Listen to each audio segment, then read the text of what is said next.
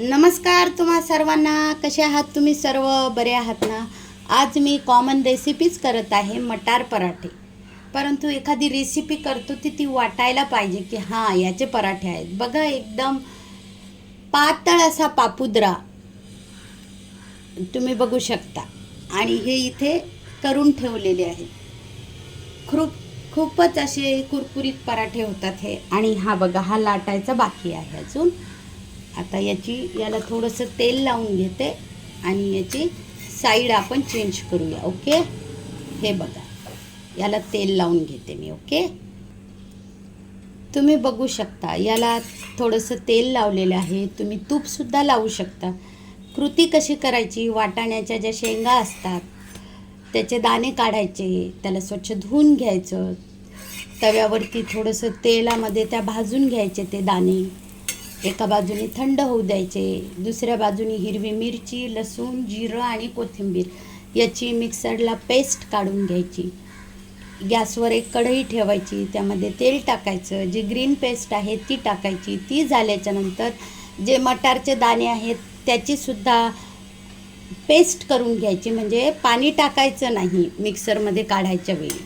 Okay, आणि ती पेस्टसुद्धा त्यामध्ये टाकायची. आवश्यकतेनुसार मीठ टाकायचं आणि छान होऊ द्यायचे. म्हणजे हे झालं आपलं स्टफिंग.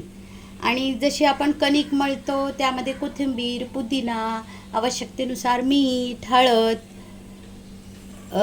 ग्रीन पेस्ट जी आहे ती थोडीशी टाकायची, किंवा तुम्हाला कोणते मसाले वापरायचे ते सुद्धा तुम्ही वापरू शकता. आणि जशी आपण पुरणपोळी करतो ना स्टफिंगची, तसे पराठे करून घ्यायचे.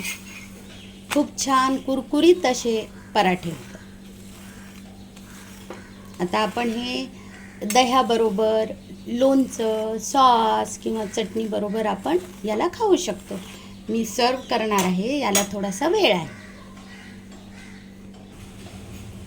आणि तुम्ही बघू शकता खूप छान असा आपला पराठा तयार झालेला आहे.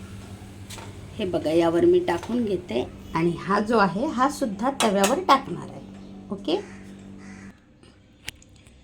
आणि अशा प्रकारे तयार झाले आपले कुरकुरीत चविष्ट मटार पराठे.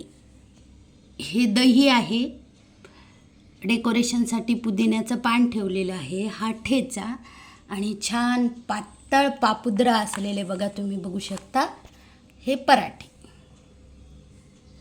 काय मग, कशी वाटली आजची रेसिपी? तुम्हाला आवडली असेल तर नक्कीच लाईक करा.